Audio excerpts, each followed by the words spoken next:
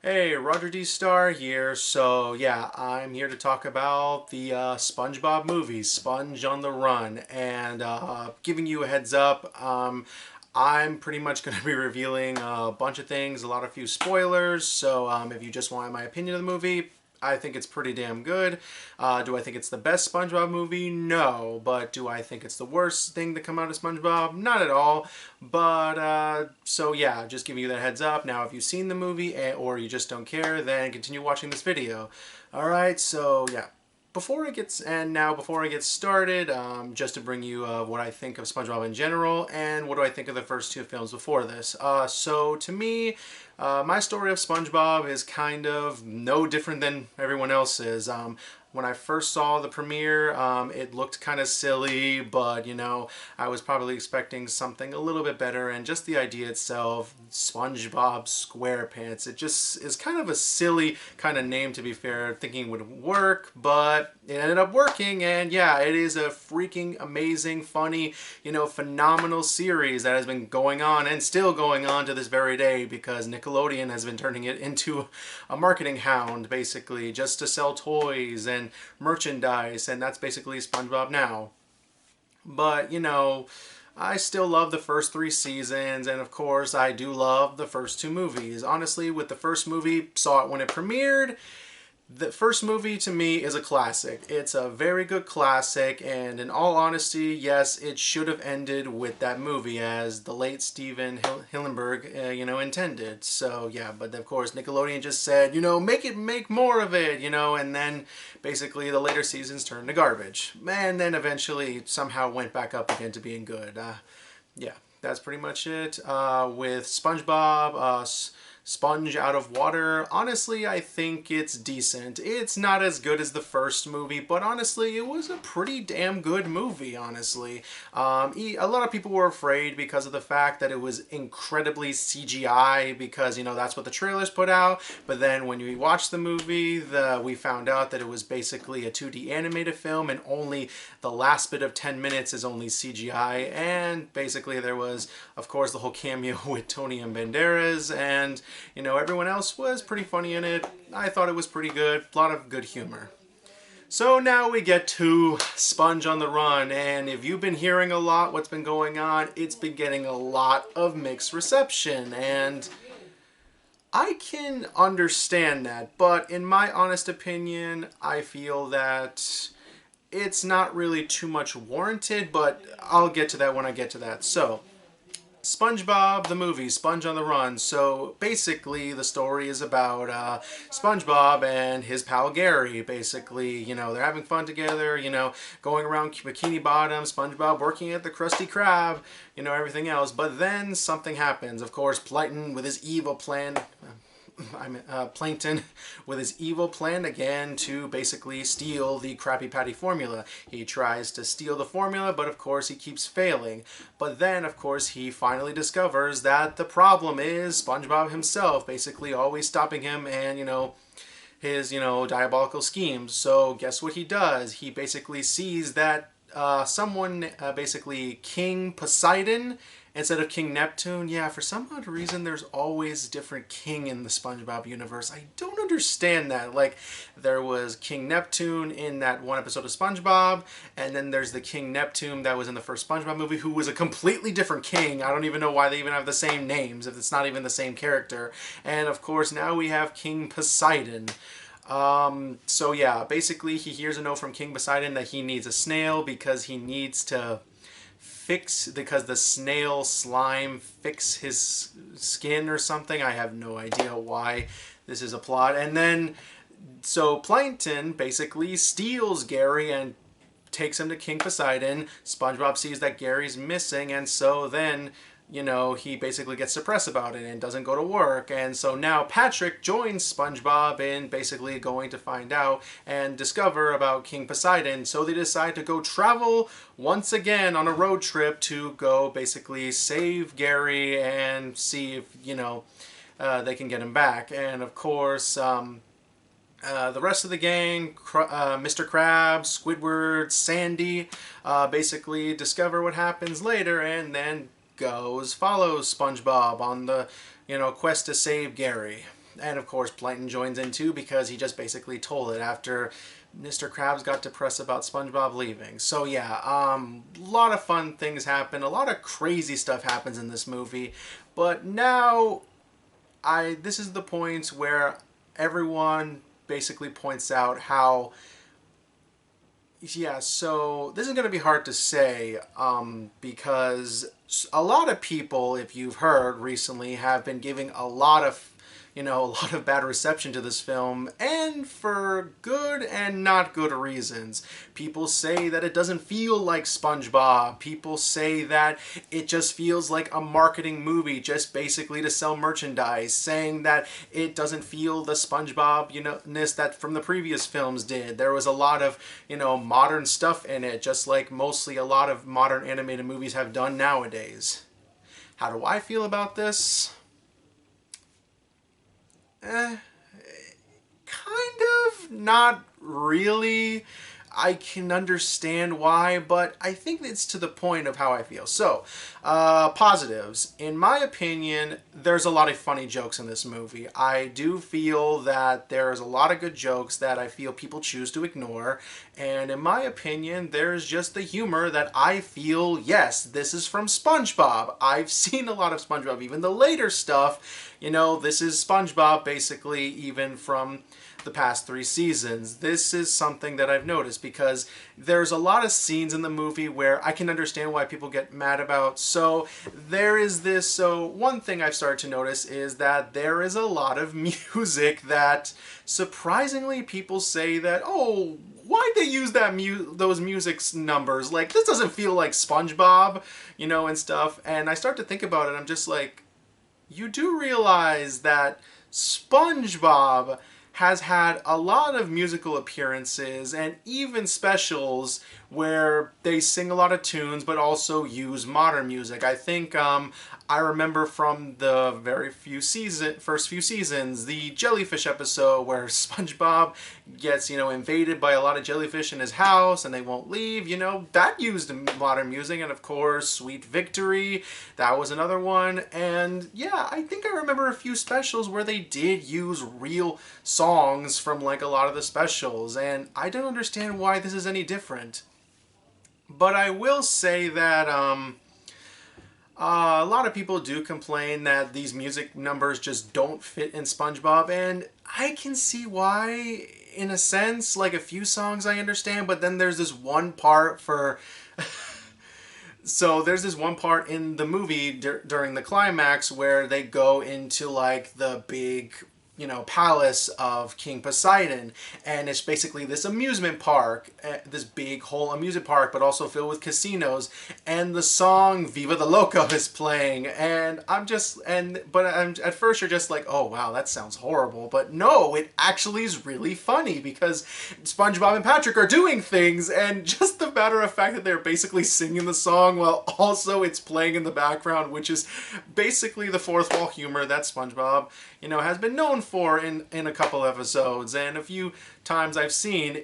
Honestly, this does feel like SpongeBob, but I can understand why people get upset because there's also another scene in the SpongeBob movie where they're with Keanu Reeves and he's basically a ball of, I don't know what that's called, a ball of hay, and basically Keanu Reeves, he calls himself Sage, and they talk to him, and honestly I can understand why people say that what was the point of that cameo that he did, or the character that he's doing. And I guess in a way they're trying to help SpongeBob because they're like chosen ones trying to save Gary, just all this BS going on. I understand why, but it just felt funny. I don't know, it still felt funny. Keanu Reeves has a few funny lines in this movie, so I definitely can give him that. And then of course there's this one part where they're going into a saloon and they see Snoop Dogg, and Snoop Dogg is basically doing these break dances with a bunch of people in the saloon. So Westerns know about break dancing? Okay, so that was the part I'm just like, yeah, that doesn't make any sense.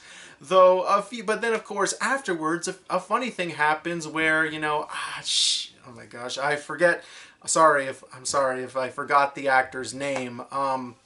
He basically plays this dark, menacing, cowboy who basically is like a spirit or a dark, like a ghost, who basically takes over the saloon and steals the souls of innocent people. He's played by a well-known actor. I just can't remember right now. So SpongeBob and Patrick basically try to see if they can beat him, but of course they get captured, and they wonder why he's doing this. But then there's this one scene where SpongeBob and Patrick like open the curtains and he's basically blazing in fire, which honestly, okay, that was really funny. That was really funny. But then, of course, my brother, he was watching this movie with me. He was just wondering, wait, he just got out of the sun. How is the sun killing him now? And then I was just like, yeah, that doesn't make any sense. That doesn't make any sense. But at the same time, I don't know. I felt like it was a really funny scene in the movie. I honestly didn't think it was of an issue.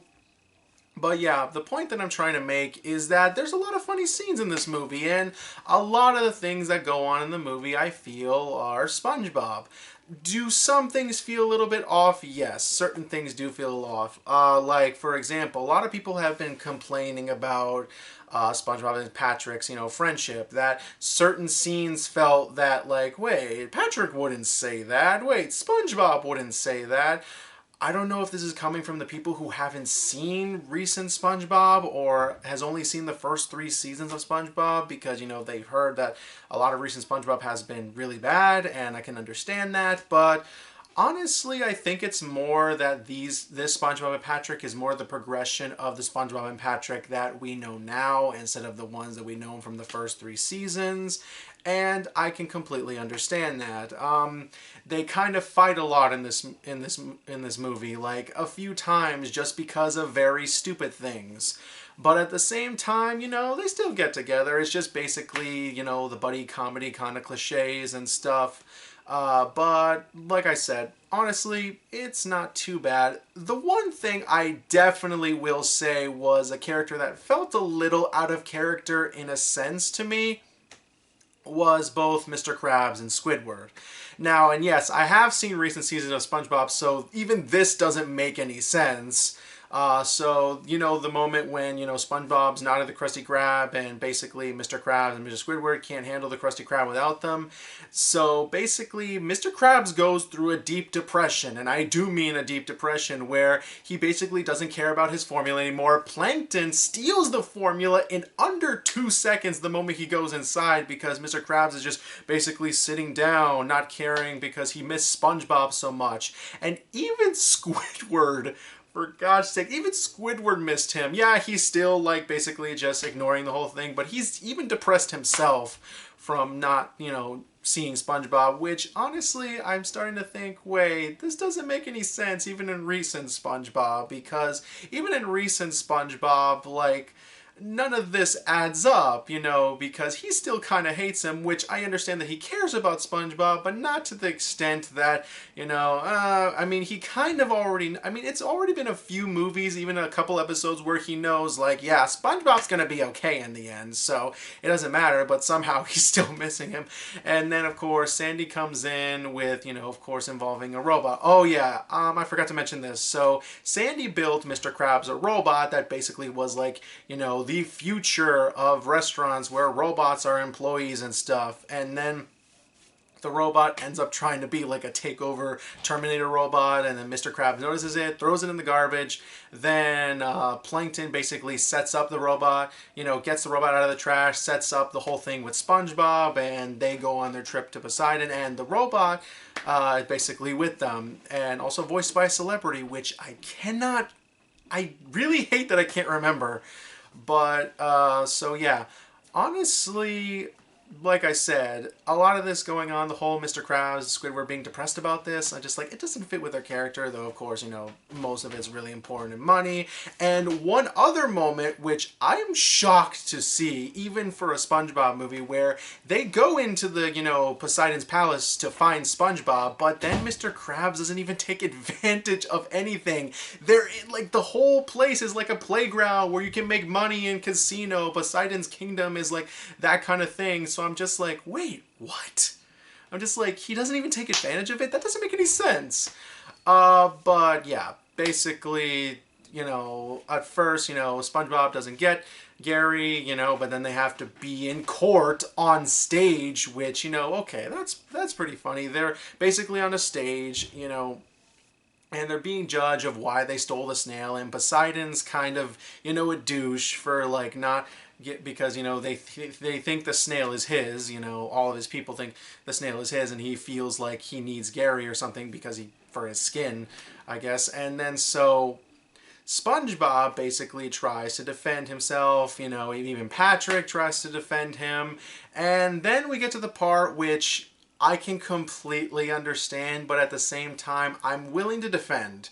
So basically, a lot of people have been saying that this movie was just an advertisement for Camp Coral.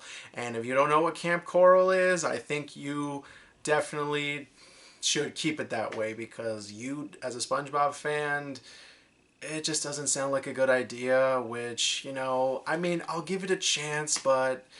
And what they've shown in this movie is not bad, but I can completely understand. So, basically, so then the rest of the gang come in and try to defend SpongeBob, and they basically defend SpongeBob because of the fact that they all went to camp together.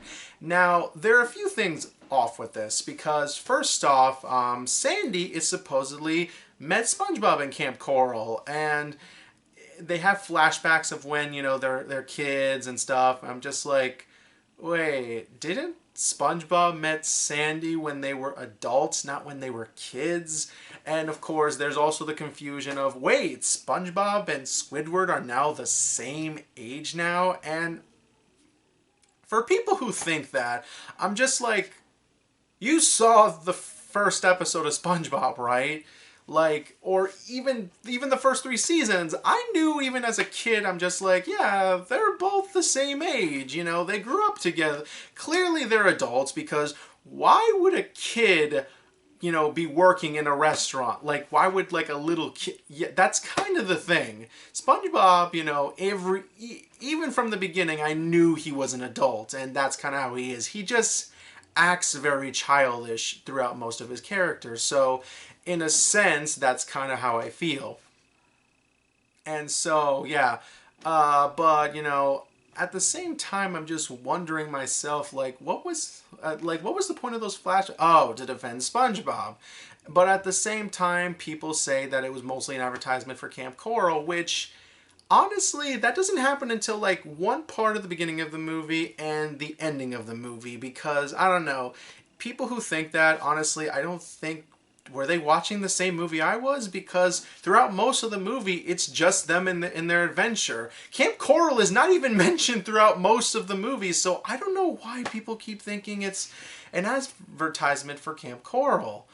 But at the same time, I can kind of understand it.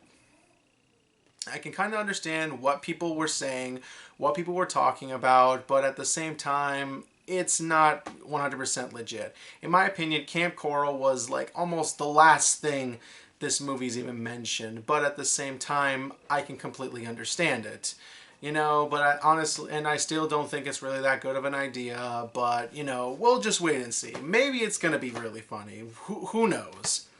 But yeah, so pretty much the movie ends on the climax of basically SpongeBob and his friends singing a song, try to escape Poseidon, and then, SpongeBob and Poseidon talk to each other by the end, and then, Poseidon decides to be his true self, which, in my opinion, you know what, I won't spoil that part, I won't spoil that part. It's just, people have to see that for themselves, in my opinion. For those who've seen it, you know what I'm talking about. So yeah, and then basically the movie ends with, of course, the song Take On Me, but it's not even the original. It's a cover of Take On Me, which, weird why they didn't use the original. And then, of course, I do really love the fact that the movie decides to put in memory of Steven Hillenburg, which, honestly, I really cried at that part, because, he was a really great guy.